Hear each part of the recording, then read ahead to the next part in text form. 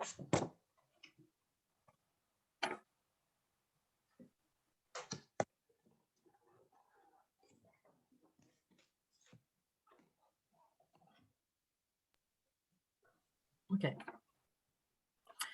Eh bien, bonjour à tous. Alors, ravi de vous accueillir sur ce webinaire sur la thématique de la déconnexion. Donc, je suis Valérie Dunat, directrice du développement chez Efficience Santé au Travail. Nous sommes ravis et honorés d'accueillir pour ce webinaire le professeur Amine Benyamina, psychiatre, addictologue et président d'Addicted. Également, le docteur Corinne Dano, médecin du travail et addictologue. Samy Amri, webmaster chez Addicted Pro. Il nous fera découvrir une navigation rapide du portail Addicted Pro. On va donc démarrer cette conférence, ce webinaire. Merci de votre participation par avance. Vous pouvez poser des questions sur le chat, questions-réponses. On essaiera d'insérer au fur et à mesure certaines questions.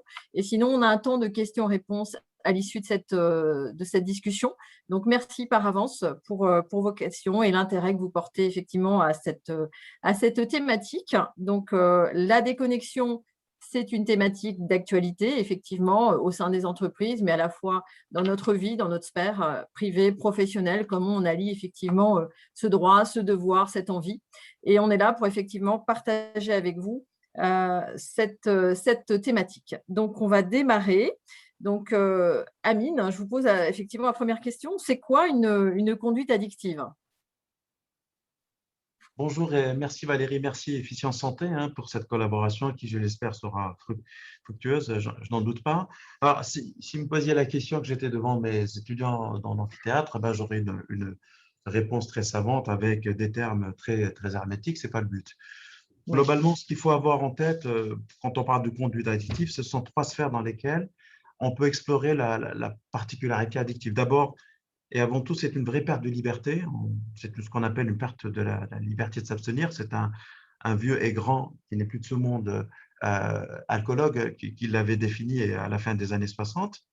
Et puis, finalement, la consommation, la répétition de la consommation, que ce soit des produits ou un comportement, nous fait perdre la capacité de nous abstenir.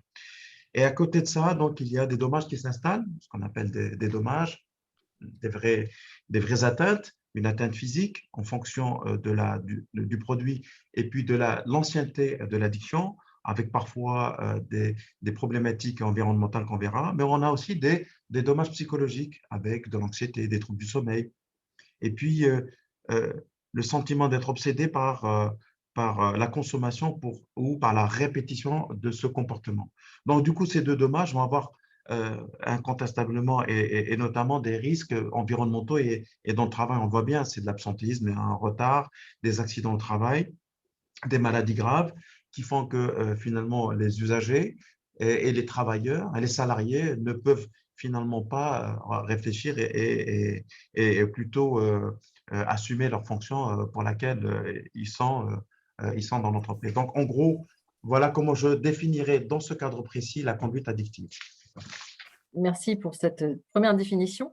Et c'est quoi une conduite, donc suite à la conduite addictive, comment sommes-nous tous égaux finalement face à cette conduite addictive ou est-ce qu'effectivement on est inégaux? Hélas, non, on est inégaux pour des raisons à la fois naturelles et biologiques. Les femmes, hélas, sont plus vulnérables que les hommes pour les mêmes quantités et les mêmes conditions de consommation, notamment pour ce qui est de l'alcool. Évidemment, addiction très importante et légale en France. On a des facteurs personnels liés à son parcours personnel, on a des vulnérabilités psychologiques, on a des environnements, on a aussi des différences en fonction des niveaux socio-économiques. On voit bien lorsqu'on regarde les statistiques et on regarde les études, notamment tout ce qui est études épidémiologiques suivies de cohortes, que les personnes de sexe féminin qui viennent d'un milieu défavorisé et qui n'ont pas accès à l'enseignement ou bien au savoir, à la connaissance, sont plus sujettes aux dommages que j'ai cités tout à l'heure. Donc, on n'est évidemment pas égaux. Et puis, on a des facteurs environnementaux, le logement, les conditions de travail, puisqu'il s'agit de ça, les conditions de vie, la constellation familiale, les ruptures affectives, les ruptures à l'intérieur des couples, à l'intérieur des familles, qui peuvent jouer un rôle dans la différenciation, dans la vulnérabilité. Et puis, il y a des facteurs que l'on porte en nous, ce sont des facteurs biologiques et génétiques qui fait qu'on a des personnes plus vulnérables que d'autres ou plus protégées que d'autres. Il y a des facteurs biologiques qui protègent et des facteurs génétiques qui protègent. Donc voilà, hélas, on n'est pas tous égaux face à une conduite addictive. C'est la raison pour laquelle la médecine personnalisée, dont on parle beaucoup, est vraiment très importante en matière des addictions, c'est-à-dire une prise en charge au plus près des patients ou au plus près des usagers. Merci. Alors, quelle est l'influence du contexte sanitaire aujourd'hui sur les conduites addictives, puisque effectivement, on a connu et on connaît encore une situation inédite et qui a sans doute effectivement une influence que vous allez pouvoir nous expliquer, Amine. Alors, vous voyez ici, on a eu l'occasion avec Addiction France, qui est cité ici sur le graphe, finalement de faire un sondage BVA, un sondage de qualité. C'est un sondage qui a été porté au cours du premier confinement pour essayer de voir ce qui se racontait. Tout le monde ça rappelle lors du premier confinement, qui était un confinement très sec, très hermétique, qu'on arrivait à communiquer par les écrans et surtout, on avait la convivialité qui était contagieuse et virale, ce qu'on appelait les apéros Zoom. C'est le cas de le dire parce qu'on est en Zoom encore. Et donc, du coup, on a essayé d'explorer la réalité et chiffrer et mesurer ce phénomène, plutôt mesurer que chiffrer. Et donc, on s'est rendu compte que tous les critères étaient concernés et tous les paramètres étaient concernés. Regardez voir les écrans, forcément, il y a un effet de biais puisqu'on était tous à les écrans, mais il y avait un effet de consommation d'écran qui était important. Sachez que quand même, c'est une des premières addictions actuellement chez les jeunes en France. On avait aussi une majoration de la consommation du tabac, vous voyez, 35%, du cannabis. Après une période d'adaptation du trafic, le cannabis était livré pratiquement au pas des immeubles. La consommation des anxiolytiques, la fameuse pharmacie à la maison, des somnifères évidemment, et puis aussi on avait affaire aux antidépresseurs et à l'alcool. Donc ce que vous voyez ici, c'est un classement qui vaut ce qu'il vaut, c'est une photographie, hein, une séquence figée, mais ce qu'il faut avoir en tête, c'est qu'on on avait de l'ennui, regardez, un manque d'intérêt, on tournait en rond en quelque sorte. Et puis ceux qui étaient vulnérables, rappelez-vous la première dia que j'ai montrée, étaient plus sujets à majorer leur consommation. Et ceux qui étaient dans les deux bouts de cette mesure, de ce sondage, avaient majoré également leur consommation. En gros, ceux qui étaient addicts, qui consommaient tous les jours, ont majoré leur consommation, et ceux qui étaient vraiment des touristes de la consommation sont devenus des consommateurs un peu plus réguliers. Et on les voit arriver, d'ailleurs, on le dira peut-être dans le cours du webinaire, on les voit arriver parce qu'ils sont inquiets et se disent ben, moi, je ne consommais pas comme ça, qu'est-ce qui s'est passé, le Covid, le confinement, je ne comprends pas. Voilà en gros ce qu'on peut avoir. Alors, c'est un phénomène qui s'est ensuite, on a eu d'autres mesures, qui s'est probablement même intensifié et qui s'est installé au cours de ces 2 années de pandémie. D'accord.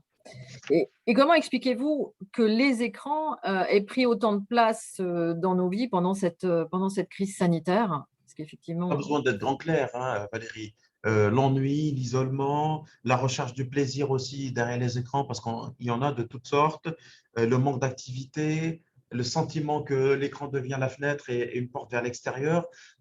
C'est très bien, hein, des personnes sont sorties d'isolement par l'écran et d'autres sont rentrées dans un isolement par l'écran.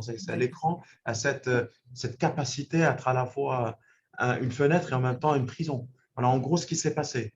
Alors moi, je ne suis pas du genre, et je pense que personne derrière cet écran n'est du genre à condamner l'écran. C'est une formidable source de connaissances, de liberté, tout ça. Il faut le dire. En même temps, comme toujours, lorsque quelque chose est consommé de manière excessive, il faut se poser la question et il faut aussi s'analyser sur les effets qui peuvent survenir après la période nuptiale avec le produit. Pour le coup, c'est l'écran. d'accord. Merci Amine pour ces premières bases, on va dire, sur cette thématique. Nous allons passer effectivement aussi maintenant la déconnexion. C'est quoi le droit à la déconnexion? Et Corinne, du coup, je vous invite à commenter et à nous donner un petit peu des clés et des réponses. Oui, bonjour à tous. Merci Valérie. Déjà, c'est un principe, le droit à la déconnexion. C'est un principe selon lequel un salarié est en droit de ne pas être connecté aux outils numériques professionnels en dehors de son temps de travail. Alors, c'est vrai, qui est-ce qui n'a pas consulté un mail ou répondu à un SMS en dehors de ses horaires de travail ou le week-end? c'est quand même, on est quand même très sollicité et c'est extrêmement tendance et tentant. Les nouvelles technologies, c'est vrai, elles ont bouleversé en peu de temps notre quotidien et le temps que l'on passe à être connecté. Alors, c'est une évolution qui a été rapide, relativement rapide quand même. Il y a une facilité d'accès, il y a une simplicité aussi d'utilisation de l'outil, et puis les habitudes, c'est important, les habitudes qui ont entraîné des excès avec une tendance à l'hyperconnectivité, particulièrement chez certains qui, comme disait Amine, sont peut-être plus vulnérables.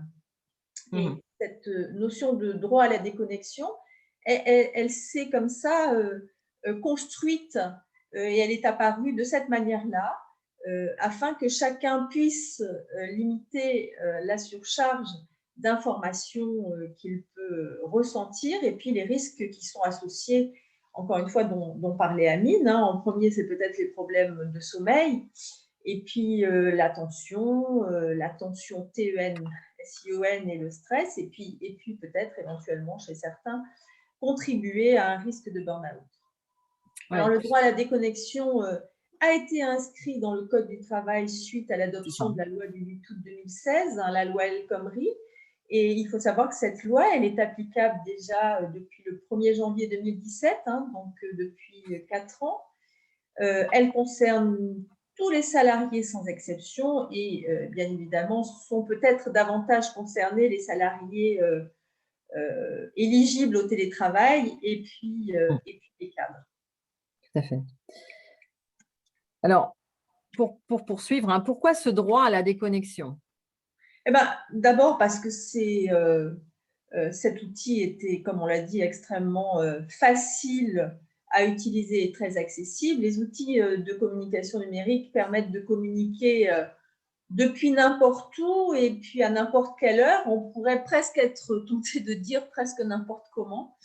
Et puis, c'est peut-être aussi parce que c'est une promesse qui peut paraître des fois un peu illusoire de flexibilité et puis de productivité, qui peut avoir des conséquences qui peuvent s'avérer néfastes parfois pour l'entreprise et ses collaborateurs, encore une fois, si son usage n'est pas encadré. Et en quoi la déconnexion, elle est importante pour ma santé? Parce que finalement, ce qui peut intéresser chacun autour de l'écran, c'est finalement chaque personne, moi, ma santé, quelle incidence dessus, effectivement, et pourquoi c'est important?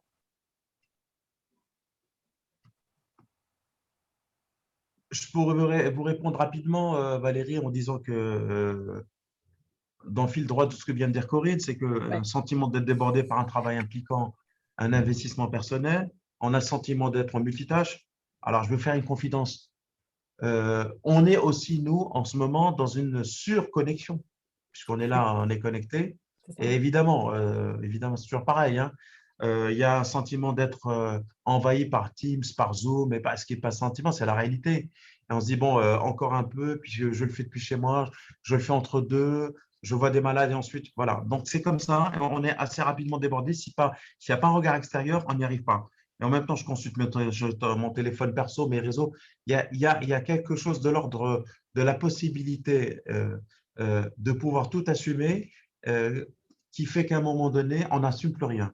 Le fameux don d'ubiquité avec les réseaux sociaux, avec la technologie, on y arrive. C'est ce qu'on appelle le multitasking et le technostress arrive.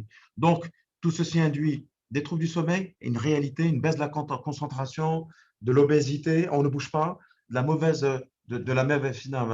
mauvaise conscience qui est une réalité et un mauvais état de santé. Et puisqu'on parle de travail, le résultat, c'est la dégradation de la qualité de vie au travail. Même si on n'est pas physiquement au travail, on est quand même au travail derrière l'écran. Et ça, c'est mauvais pour la personne et surtout aussi, c'est mauvais pour l'entreprise. Donc, il y a un affaiblissement de la compétition, des capacités cognitives, de la concentration, de la mémorisation. Du coup, la déconnexion est un élément important. Le burn-out étant quand même finalement la limite extrême. Quand on se déconnecte, on ne reste pas à la maison, on ne reste pas au boulot, on se lève, on se balade dans le quartier, on prend un café ou je ne sais, on prend un verre d'eau, on prend l'air et on revient. Donc, se déconnecter, c'est carrément se déconnecter, y compris de l'environnement. Voilà pour toi pourquoi c'est important la déconnexion. Merci pour cette précision. Alors, Corinne, depuis le télétravail, les collaborateurs s'estiment hyper connectés. Et par quoi cela se traduit-il très concrètement? Eh ben, par l'impression d'avoir une augmentation de la charge de travail et une dégradation des conditions de travail liées au numérique, hein, c'est 60 à 70% des cadres jugent que la connexion entre guillemets permanente augmente cette charge de travail. Et ça, ce sont des chiffres qui sont apparus bien avant le confinement et qui probablement se sont majorés avec, hein, puisque c'est des enquêtes de 2015 hein, déjà qui pointait ça, avec une augmentation de la charge mentale qui s'aggrave avec les contraintes techniques qui sont liées au travail en distanciel, hein, l'angoisse de ne pas être connecté, que ça ne fonctionne pas au dernier moment, qu'il y a un souci et qu'on se dise mais voyons, qu'est-ce que j'ai encore fait, qu'est-ce que j'ai pas fait, etc., etc.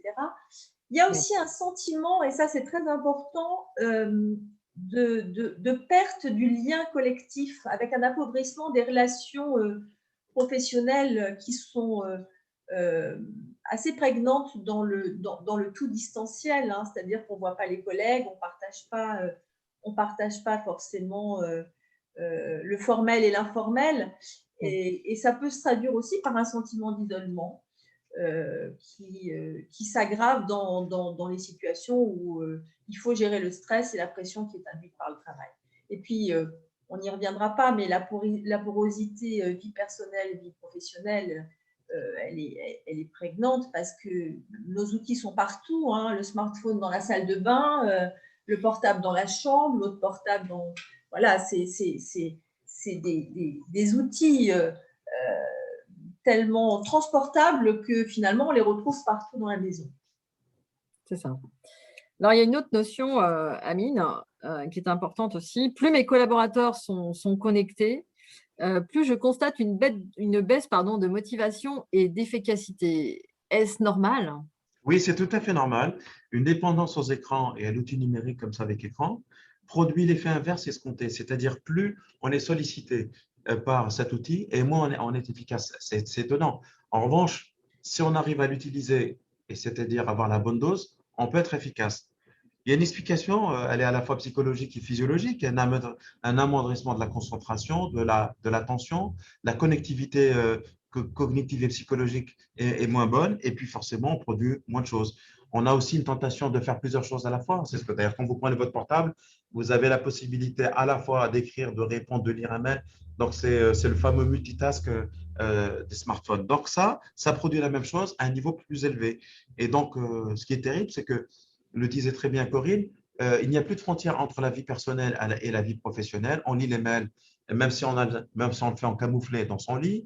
On a le téléphone partout. D'ailleurs, ils ne sont pas trompés, les industriels. Ils produisent des outils qui vont dans l'eau et qui sont incassables. C'est qu'ils se sont bien rendus compte que ces produits qui normalement étaient destinés à être dans un lieu précis nous accompagnent partout. Et je ne voudrais pas rentrer dans les détails. Quand je dis partout, mais vraiment partout. Donc, si vous constatez clairement qu'il y a une baisse d'efficience auprès de votre collaborateur, discutez clairement, aménagez un espace, faites de telle sorte que vous allez les surprendre en disant ne travaille pas plus que ça, travaille comme ça, parce que c'est à la fois une manière pour vous de montrer que vous avez un regard qui est empathique vis-à-vis de votre collaborateur, et en même temps, vous allez tirer le meilleur de lui-même, c'est-à-dire le limiter dans la connexion. C'est effectivement essentiel. Alors, Corinne, comment faire pour réguler l'usage des mails dans mon entreprise? Alors, c'est vrai que 43% des salariés déclarent ressentir de la fatigue liée au flux d'informations qu'ils jugent trop important. Donc, peut-être déjà, il faut prendre conscience qu'il y a d'autres alternatives que subir ce qui se passe et choisir. C'est vraiment un choix, hein, c'est-à-dire que c'est une posture à prendre et elle n'est pas facile pour chacun d'entre nous de choisir de changer ses habitudes. Alors, il y a plusieurs programmes, mais on peut par exemple choisir d'appliquer le programme de la Digital Detox hein, avec ses 11 règles que je peux vous citer. Hein, par exemple, Oui, c'est important de les citer, je pense. Oui. Oui, d'accord. Donc, restreindre le nombre de destinataires en copie. Ça, c'est parfois des choses qu'on oublie avec éviter la fonction répondre à tous, mettre son téléphone en off, vraiment en off et pas que en silencieux lors des réunions, ne pas répondre aux mails qui n'appellent pas de réponse, bien évidemment, rédiger des mails qui seraient concis, éviter les questions ouvertes, supprimer les historiques de discussion, ça c'est quelque chose qu'on oublie fréquemment, et puis privilégier la communication verbale quand c'est possible, hein, c'est-à-dire qu'envoyer un mail au collègue qui est dans le couloir du fond, c'est peut-être un peu dommage et que parfois on peut, sans le déranger, trouver des moments pour se parler, faire des pauses numériques dans la journée, au moins la pause déjeuner si ce n'est plus, et puis ne pas solliciter les collègues bien évidemment aux heures tardives, ne pas imposer aux collègues de répondre à vos mails dans des heures indues ou même au cours de la journée. Et puis avant de partir en vacances, alors ça c'est quand même d'actualité, mettre en place le système pour prévenir les interlocuteurs de vos indisponibilités, et puis en précisant pour les faire patienter votre date de retour. Et puis, ce qui est important, ça paraît des petites choses évidentes, toutes ces bonnes pratiques, mais se les appliquer à soi-même et puis les communiquer autour de soi permettra probablement de changer les représentations et les modes de fonctionnement. Et oui. Alors, quel conseil pour que les collaborateurs gardent la maîtrise de leur comportement face à leur outil de travail? Alors là encore, le choisir et puis s'organiser pour pouvoir changer ses habitudes. Et c'est vrai que la question de l'habitude dans les conduites addictives, c'est quelque chose qui est extrêmement important et qui peut nous entraîner parfois sans qu'on, un peu à notre insu, vers, par exemple, l'hyperconnectivité. Alors, il y a plusieurs manières, hein, plusieurs techniques pour se réguler, hein, pour essayer de fonctionner différemment. C'est faire des pauses sans écran, penser à l'agenda collaboratif, hein, afin de mieux gérer, ce qui ne veut pas dire contrôler les plannings de chacun, planifier l'envoi des mails tardifs, on l'a dit, réorganiser sa boîte mail en supprimant les spams, ce qui n'est pas toujours évident, comme on a pu le voir récemment, et prioriser les mails. Tout ça pour pouvoir économiser son attention et puis apprendre à se concentrer, ou peut-être réapprendre à se concentrer, comme disait Amine, c'est couper les outils, se lever, aller marcher, respirer, méditer. Chacun doit pouvoir trouver ses techniques, les techniques voilà, qui lui conviennent pour effectivement être moins dans la dispersion vers lequel tout ça nous entraîne. Et puis, c'est désactiver bien évidemment les notifications, sauf si on a besoin. Et puis, pour reposer les yeux, activer quand on peut le mode gris au travail pour diminuer un peu la lumière bleue. Et vous, Valérie, qui êtes vous-même manager, comment est-ce que vous gérez concrètement l'hyperconnexion pour vous-même et puis pour vos collaborateurs, bien sûr? Alors, merci Corinne pour cette question. C'est effectivement un vrai sujet quand on est manager, à la fois pour soi-même et à la fois pour les collaborateurs qu'on est censé accompagner dans cette démarche. Parce qu'il y a déjà une première étape, c'est se dire comment moi-même j'arrive à m'appliquer, par exemple, tous les conseils que vous avez pu donner dans les précédentes questions et réponses. C'est effectivement, j'applique moi-même ces règles-là pour moi. Et ça, c'est déjà une étape très difficile quand on est manager, aujourd'hui dans l'environnement dans lequel on vit, à la fois, je dirais, par le télétravail, par les nouveaux modes de travail qu'on a pu mettre en œuvre aujourd'hui, c'est-à-dire des réunions Teams, des Zooms, et effectivement, on est hyper connecté et on enchaîne les réunions les unes après les autres, et par moment, on n'a même pas 5 minutes entre 2 réunions, et du coup, on n'a pas le sas de respiration. Et quand tout à l'heure, Amine, vous disiez de couper, d'aller prendre l'air, de prendre un verre d'eau et de sortir finalement de cet environnement, j'avoue que au bout d'un an d'hyperconnexion quand même, alors j'ai toujours été très connectée, donc c'est un sujet hein, qu'il faut travailler, c'est de se dire, je me mets parfois, j'arrête de faire un 9-10, un 10-11, un 11-12 dans les réunions. Donc ça, c'est déjà un premier un premier step. Communiquer aussi avec les gens qui nous entourent, avec nos collaborateurs. Et je pense qu'il y a un point qui est important, c'est à la fois avoir confiance dans notre environnement de travail, adopter aussi ce mode, je fais confiance aux autres et ils me font confiance dans la relation de travail. Ça, c'est important. Et c'est également, à un moment donné, accepter que changer nos habitudes prenne du temps.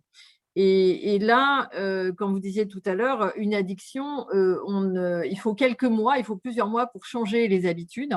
Donc, c'est de se mettre aussi des étapes, de se dire, par exemple, j'arrête déjà d'être hyper connecté le week-end, sauf urgence, je n'envoie pas de mail le week-end. J'apprends à décaler aussi mes mails parce que c'est vrai qu'un manager peut à un moment donné se dire, là, j'ai besoin de me concentrer et je vais travailler 1 heure. Et effectivement, ça nécessite derrière des envois de mails.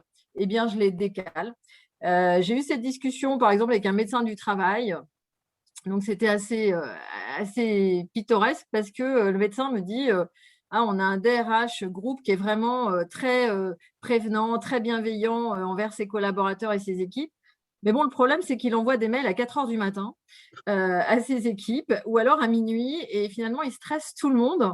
Et donc, je dis à ce médecin, mais est-ce que tu peux peut-être lui en parler et lui dire simplement d'apprendre à décaler. Alors, ça peut sembler anodin, mais c'est vrai qu'on est beaucoup à ne pas forcément décaler l'envoi des mails. Et je pense que c'est des premières étapes sur la déconnexion et en fait, ne pas imposer non plus sa connexion aux autres. Parce que finalement, on est manager, on est directeur, on a certaines positions dans certaines entreprises, mais on ne doit pas, c'est une responsabilité aussi de manager, on doit être assez exemplaire sur cette dynamique de déconnexion et donc de ne pas imposer sa connexion aux autres. Parce qu'effectivement, de mettre un message semaine, l'heure tardive et ne nécessite pas de réponse immédiate. OK, mais en fait, le collaborateur de l'autre côté, lui, il a reçu ce mail quand même. Et parfois, il est effectivement, ça peut être en pleine nuit, ça peut être le week-end, n'importe quand. Ça a déjà un impact sur lui. C'est-à-dire que lui, il se dit ah ben mince, mon manager, mon directeur m'a envoyé un mail. Ah ben mince. Et quelque part, ça prend ce que j'appelle un peu de la bande passante dans l'esprit des gens. Et en fait, on n'arrive pas à se déconnecter. Et on n'arrive pas à faire le vide et à se dire bon ben voilà, j'ai un moment. Là, je suis en mode travail. Effectivement, je suis concentrée sur mon temps de travail. Et là, je passe dans ma sphère extérieure, privée.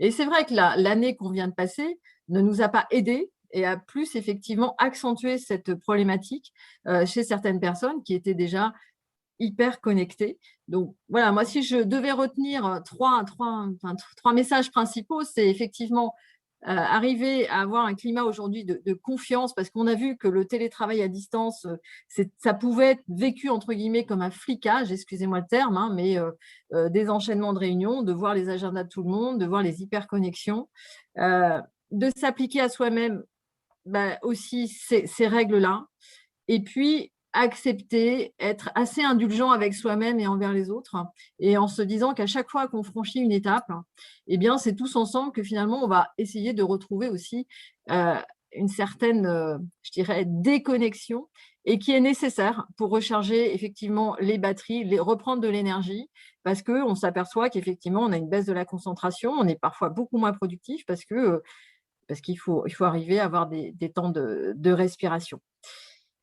Donc voilà, c'était un petit partage. Ensuite, alors, Amine, que penser d'un collaborateur qui ne répond pas instantanément à un mail, à un appel téléphonique? Eh bien, si on est dans l'esprit actuel, c'est-à-dire on aura le sentiment que c'est quelqu'un qui ne répond pas à son supérieur. Ça, c'est le premier des réflexes. On va dire, au nom de quoi, je lui envoie un mail, je l'appelle, il ne décroche pas. Mais après la formation, je pense que l'ensemble de ceux qui sont derrière l'écran comprendront que c'est peut-être quelqu'un qu'il faudra aller féliciter un jour. Évidemment, il faut que ce soit quelqu'un qui bosse et pas un tir au flanc. On est bien d'accord. Mais en même temps, la déconnexion et le fait de ne pas répondre instantanément est un vrai droit, on le dit, et c'est même quelque chose d'assez sain. Il peut parfaitement vous dire, je ne pouvais pas décrocher, je n'avais pas à décrocher parce que j'étais sur un dossier et je prends le temps de répondre comme il se doit. Donc, ne pas répondre à l'instant et en direct, ce n'est pas moins travailler.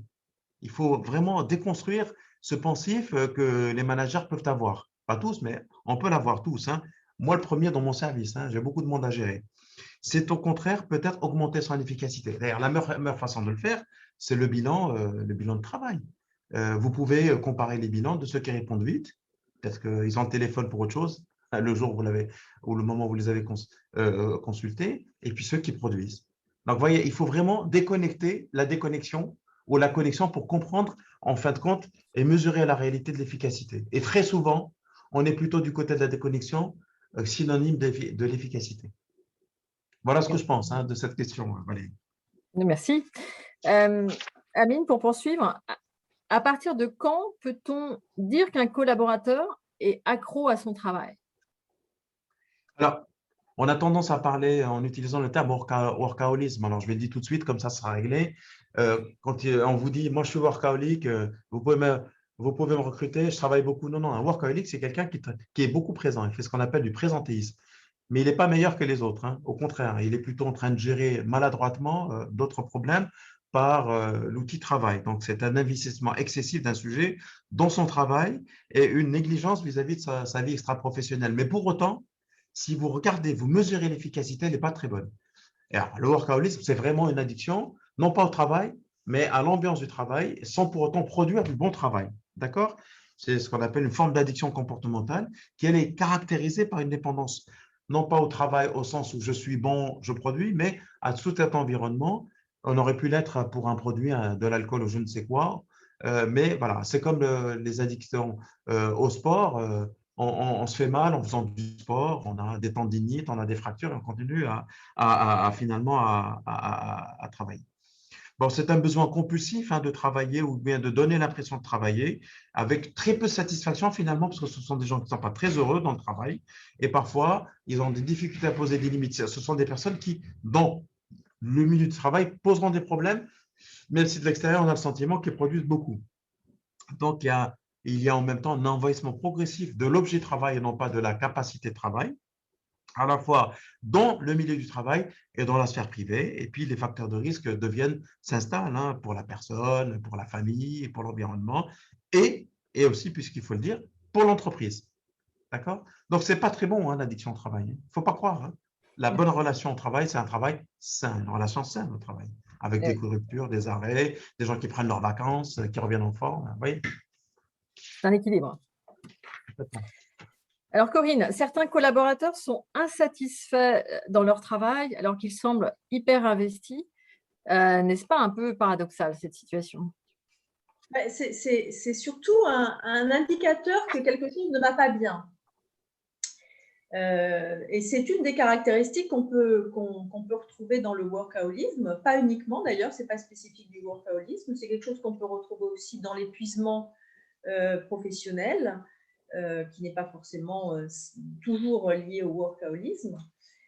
Donc, c'est vrai qu'il faut faire attention que le présentéisme, comme Amine en parlait tout à l'heure, la difficulté à travailler en équipe avec de l'irritabilité, un manque de flexibilité, ce sont des petites choses comme ça qui peuvent être des signes d'alarme et de se dire attention finalement, oui c'est quelqu'un de très investi mais finalement qui a un rapport au travail qui a du mal à gérer et qui peut-être finalement est en train de lui faire du mal.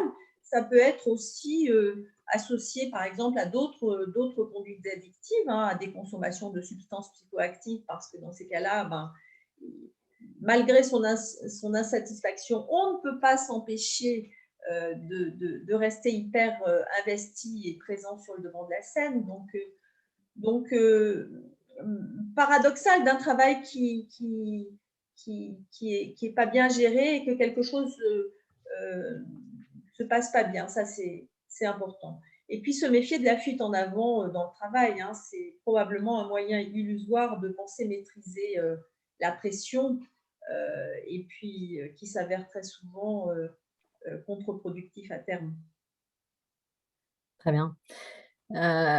Amine, comment situer la frontière entre implication passionnée et addiction? Parce que la frontière est parfois difficile.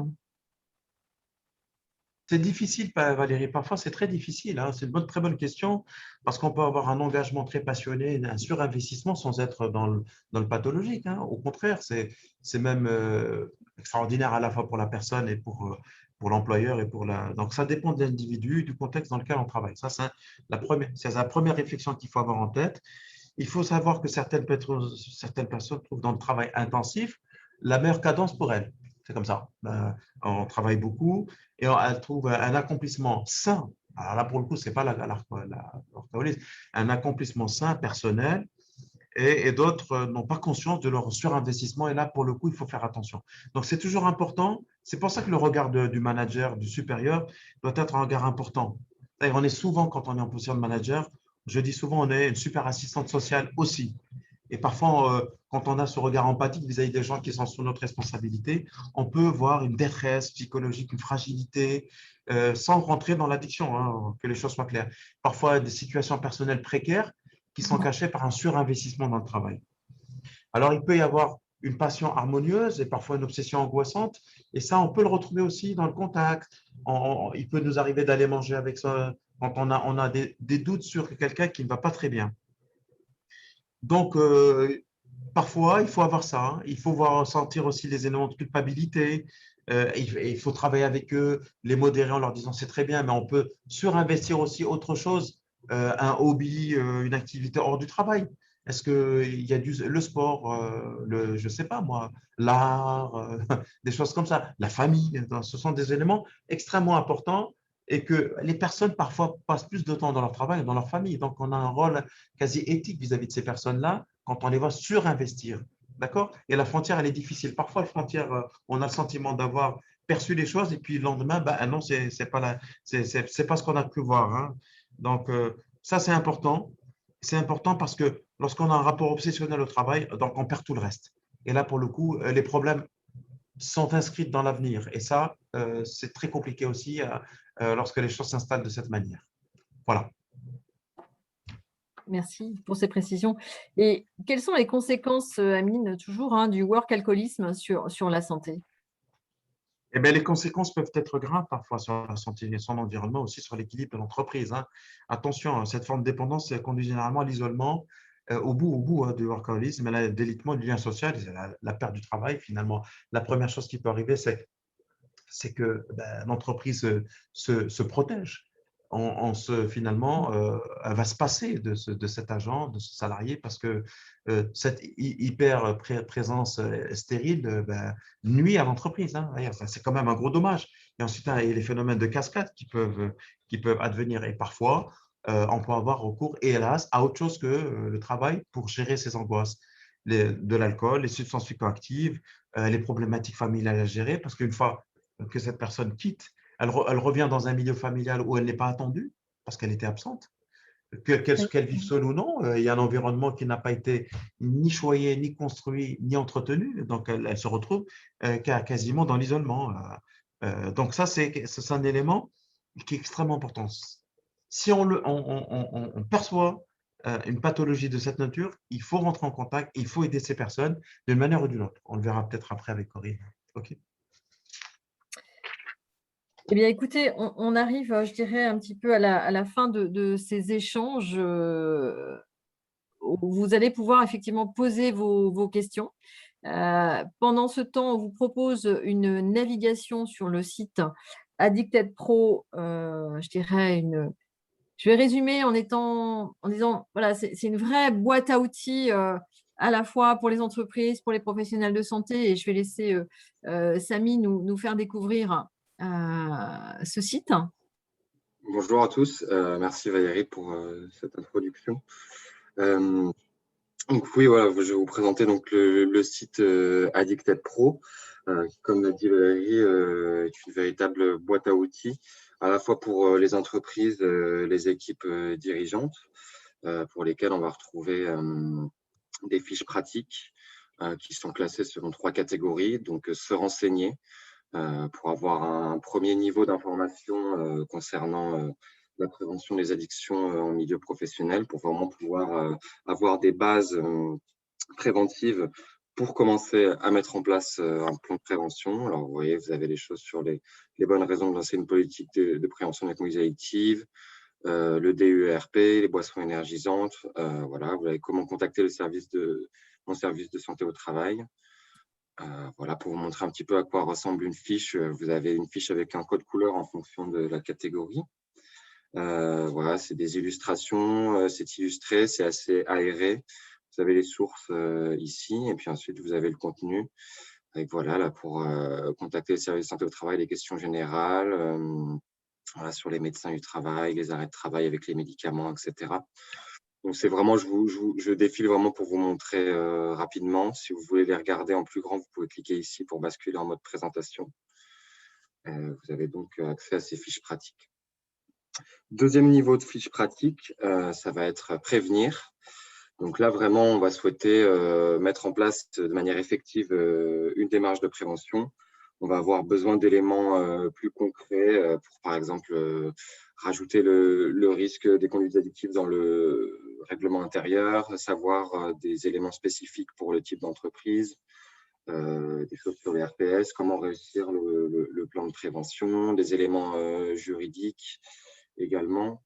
Voilà, donc là, c'est vraiment, on a décidé de mettre en place une démarche de prévention.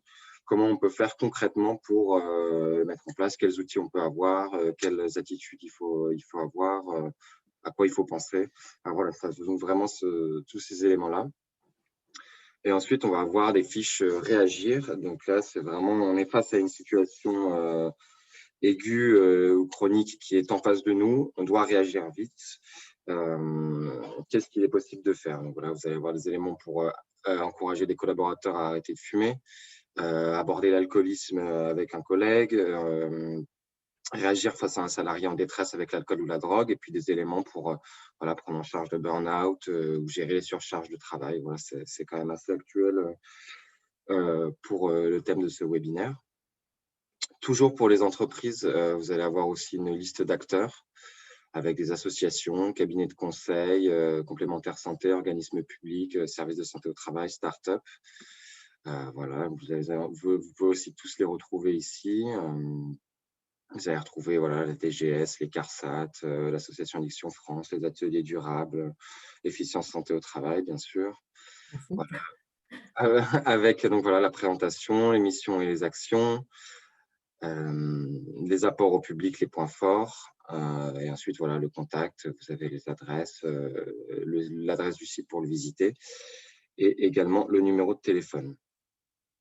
Ensuite, pour ce qui va être des collaborateurs, des outils qui sont plus à destination des collaborateurs, on va avoir des autotests, tests d'évaluation, voilà, pour évaluer l'alcool avec l'audit, tabac, Fagerstrom, dépendance à Internet, au workaholisme aussi, dépendance au travail, et un questionnaire au cannabis.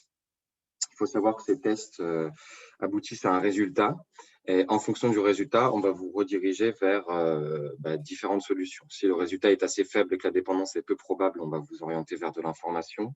Si le résultat est relativement élevé, mais pas encore suffisamment pour que ce soit une dépendance déclarée, on va plutôt vous orienter vers des forums ou des lignes d'écoute. Et puis, si vraiment le score est élevé et que le risque de dépendance est très probable, là, on va vous rediriger vers donc notre annuaire géolocalisé. Vous pouvez le trouver sur Addicted, juste ici. Voilà, vous avez vraiment tout ce qui est possible de trouver en termes de structures addictologiques, voilà, des centres de soins d'accompagnement de prévention de l'addictologie, les fameux XAPA, les structures hospitalières, les addictologues publics et libéraux, et également aussi les consultations jeunes consommateurs, ce qui peut être intéressant pour des jeunes qui n'osent pas parler à leurs parents de leur consommation, ou aussi également des parents qui sont en détresse vis-à-vis de la consommation de leur enfant et qui ont envie du coup de consulter. Puis ensuite, voilà, toujours pour les collaborateurs, vous allez pouvoir avoir le forum d'entraide Addicted, qui est donc modéré par des patients experts, donc des personnes qui sont venues à bout de leur addiction et qui, en plus de leur savoir expérientiel, ont aussi un savoir médical pour pouvoir aider et comprendre au mieux les phases par lesquelles les personnes victimes de dépendance peuvent passer. Donc, vous avez des espaces coronavirus, proche entourage, alcool, cannabis, tabac, autres drogues, médicaments, jeux, comportements. Et voilà, il y a une véritable politique de suivi au sein de ce forum. Donc, aucun message n'est laissé sans réponse. Les modérateurs patients experts s'engagent à répondre dans les 24 heures. Et on a également une politique de relance, c'est-à-dire que si une personne a laissé un message et ne répond plus pendant 3 ou 4 jours, les patients experts vont aller la relancer pour savoir comment elle va, si ces démarches ont abouti, si elle a éventuellement rechuté ou pas, pour en discuter et essayer ensuite donc d'avoir la meilleure solution possible. Il faut savoir que ce forum, il est anonyme. Les messages sont cryptés, donc c'est totalement anonyme. Vous pouvez l'utiliser sans aucun souci de sécurité. Voilà, c'est vraiment fait pour pouvoir échanger de manière intime avec des personnes qui sont potentiellement passées par les mêmes étapes que des personnes dépendantes. Voilà. Parfait. Merci beaucoup pour cette présentation, Samy. Nous avons une excellente question et je trouve qu'elle est très pertinente et vraiment, c'est le bon timing. Quels sont vos conseils pour se déconnecter pendant les congés d'été quand on est manager? Alors, Corinne, Amine, vous avez sans doute Je vais tous les essayer deux. je vais laisser Corinne, mais bon, moi, j'ai une remarque assez cocasse. Je me dis, c'est ne pas prendre son téléphone ou bien pas passer un contrat avec son environnement, son entourage familial, personnel, les amis. Voilà, je ne le prends pas ou je vois une seule fois par jour un peu les messages que j'ai. Ah, si on a un téléphone professionnel, je pense qu'il ne faut pas du tout le prendre, très honnêtement. Et pour ce qui est du téléphone personnel, il faut jouer le jeu, téléphone ou portable. Donc, c'est pas simple du tout. Voilà, donc ça, c'est des astuces de bon sens, hein. Mais peut-être que Corinne a peut-être plus d'astuces que moi, hein, Corinne. Bon, non, moi, je dirais un peu la même chose que toi. Je crois que ce qui est important, c'est déjà décider. C'est très important d'y réfléchir presque avant de partir en vacances et de décider que cet été sera un été peut-être un peu différent des autres. Alors, il y a certains managers qui vont se dire, mais moi, je ne peux pas, ça va être très, très compliqué de me déconnecter complètement parce que, voilà, pour une question d'organisation, ce qu'on peut entendre aussi, mais peut-être planifier les rendez-vous que l'on peut prendre avec l'entreprise par l'intermédiaire de ces mails, effectivement. Se dire c'est par exemple tous les 3 jours, mais ce n'est pas toutes les demi-journées. Ou, voilà. C'est avant de partir en vacances, comme on disait, peut-être le système pour prévenir les interlocuteurs de votre indisponibilité et de votre date de retour. Donc, comme ça, ce qui est moins urgent, ça fera peut-être un petit peu patienter.